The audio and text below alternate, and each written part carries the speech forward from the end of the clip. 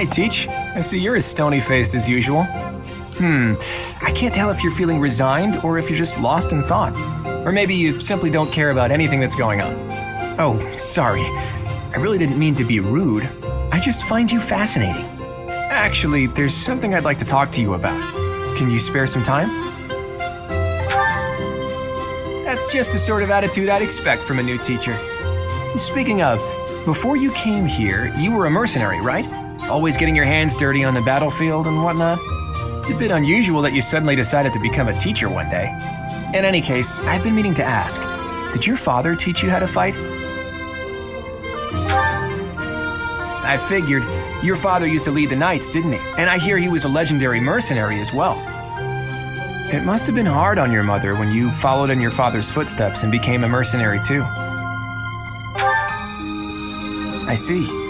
I suppose you grew up moving from battlefield to battlefield with your father then. You know, for someone who's right around the same age as me, you certainly have an unusual amount of composure. I guess it's only natural that you'd be different from young nobles who grew up in the lap of luxury. Well, even so, I am heir to House Regan, the leading family of the Alliance. But I didn't exactly grow up in luxury like most people of noble blood. Hey, maybe that's why you and I get along so well. Folks like us should stick together. As house leader, I'll do all I can to help you out. We can start by making time for more little chats like this.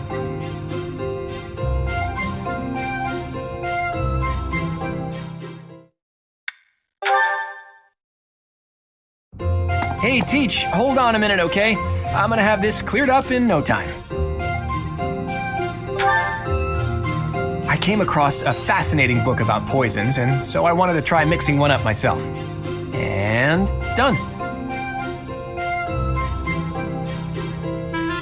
What do you think of that, Teach? A colorless, odorless poison. Say, care to test it out for me? Whoa, really? Actually, I was just kidding. If you drink this, in 2 days' time, you'll have terrible, let's call it stomach trouble. I hear your silent question, Teach. Why the delay? That's so it can be used even if you don't have access to the target when you need the poison to take effect. Naturally, I have no immediate plans for this stuff. I suppose I just felt like broadening the old horizons a bit. When devising schemes, it's best to have as many options at your disposal as possible. Expanding those options is kind of a hobby for me. Well, I grew up in an environment where it was necessary to think that way. It's like I told you before, I wasn't born into a life of luxury. Ever since I was a child, I've always been seen as different from those around me. An outsider of sorts. I've been resented and hated. There have even been attempts on my life. I don't believe I've earned such treatment, but that's how it goes for people like me. Thanks, Teach. You know, in many ways, I'm just a normal person like everyone else. But in the right environment, anyone could be seen as an outsider. It can become overwhelming. And that's why I kept running, kept fighting. As a kid, I spent a lot of time licking my wounds and coming up with schemes, trying to keep my nose out of trouble while plotting against my enemies. My parents always told me I wouldn't grow stronger if I didn't learn to fight my own battles. And so in the end, I did. And I grew up to be as independent, as self-reliant as my parents always wished for me to be. Lucky me, right? If anyone knows what I'm talking about, it must be you, eh, Teach? I get the feeling you know what it's like to be an outsider. The moment I first laid eyes on you, I knew you weren't like everyone else. People don't care for folks like that. You do well to watch your back. On the bright side, that's also part of the reason that I find you so interesting.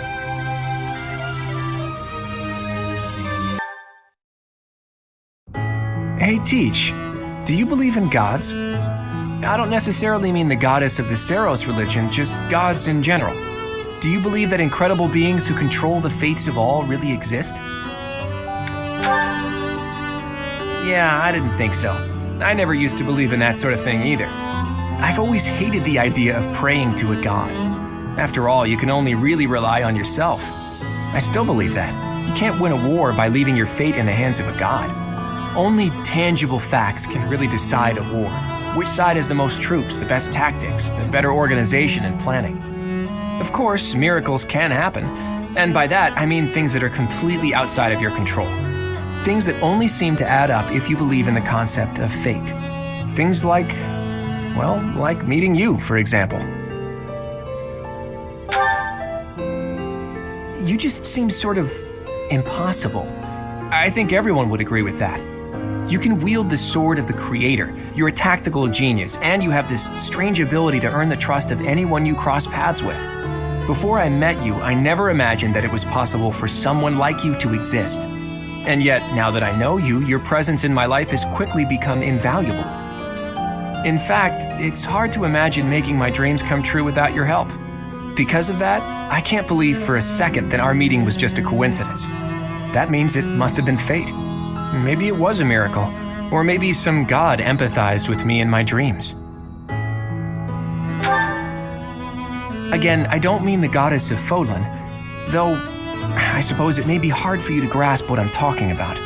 People all over the world have different ideas about who or what the gods are, right? Even in distant lands across the ocean or over the mountains. They have gods who see the world as a whole, who don't care about Fodlan's borders, who don't meddle in our affairs, who don't grant life or take it away. And maybe, sometimes, they'll make a miracle happen. A god like that, that's the sort of god I think I could believe in.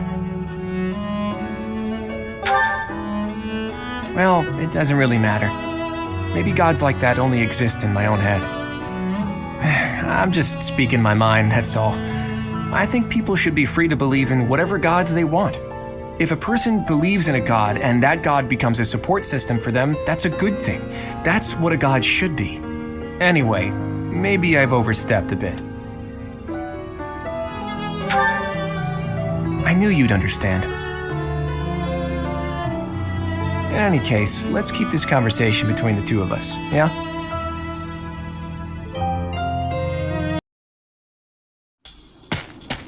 Oh, hey there. What are you doing up at this hour? Is that right? I guess the more you have to think about, the harder it is to fall asleep. At times like this, I like to gaze up at the stars to clear my head. I've been that way since I was a kid. Looking up at the big starry sky makes my dreams feel small, which makes it feel like I can actually make them come true. I didn't believe in gods when I was a kid. Maybe that's because the night sky took their place for me. Hey, Teach, will you talk with me a while? I bet you figured this out, but I wasn't born in Fodlan. Where I come from, the people of Fodlan are looked down on as cowards. Technically, that cowardice runs in my veins. On my mother's side, anyway. That's why the people who were around me when I was growing up thought of me as an outsider. But I don't believe the people of Fodlan are cowards. That kind of perspective is just based on ignorance. The person from Fodlan who I know best is my mother. She fell in love with a man from the wrong side of the border and had the guts to leave home to pursue that love. I always threw that in the faces of anyone who tried to make a fool of me. My mother is proof the people of Fodlan aren't all cowards. Just saying that doesn't achieve anything, though. I need to destroy the prejudices that have taken root in my homeland. That's why I came here, to see Fodlan with my own eyes. I thought I might be able to find a new perspective that could help me change things. And what did I find? That the people here view anyone who's an outsider as a beast of sorts. I was shocked. Even though our cultures and beliefs are completely different, our two lands have that much in common. That's when I realized the only way to change things is to bring the whole world together and start anew. That's the dream I've been working toward since I first entered the Officers Academy 5 years ago. To unify the Alliance, and then all of Fodlan, and to bring a new set of values to this new land of mine. After that, I'd expand that vision to the rest of the world, break down the walls, and let a new perspective come rushing in, start all over. Do you think that's just a crazy pipe dream, or a brilliant ambition? Not too long ago, I would have said it was too much for me to accomplish on my own. But that's not how I feel anymore. And that's because I have you on my side now. lately I've spent a lot of time thinking about how I wouldn't have made it this far without you. You and me, Teach. We can go anywhere. Do anything. I hope that you always walk in step with me. At least, until the day comes when we can look out at the peaceful world we've built. Together.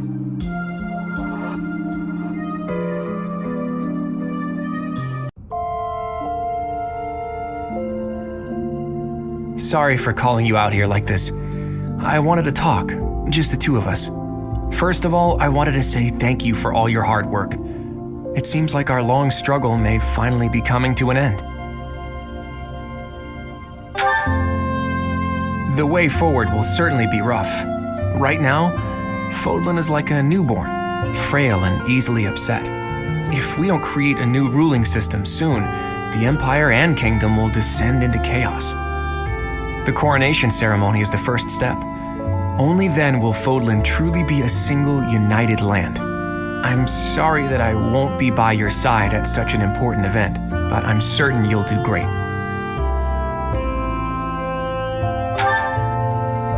I must return to my homeland. As for ruling this new unified land, well, I'll leave that to you. The Fodlan blood that flows in my veins. I've made use of it as best I could. Now I've got to use my other bloodline to change my homeland for the better. I have royal connections there too, insignificant as they may be. It's time for me to struggle all over again and see what good I can do. If I don't change things in both Fodlan and the lands beyond, I'll never set eyes on the kind of world I've dreamed of creating. You're the successor Rhea appointed, aren't you? And now you're also the hero who saved Fodlan. All those weak people who have nothing to cling to but their goddess, they'll rely on you just like they used to rely on Rhea. You'll be a leader all who are struggling to survive in war-torn lands can look up to. And I want a ruler who can lay down a new set of values for the people. Values that don't exclude anyone for being different. I know it's a lot to ask, but you're the only one who can do it.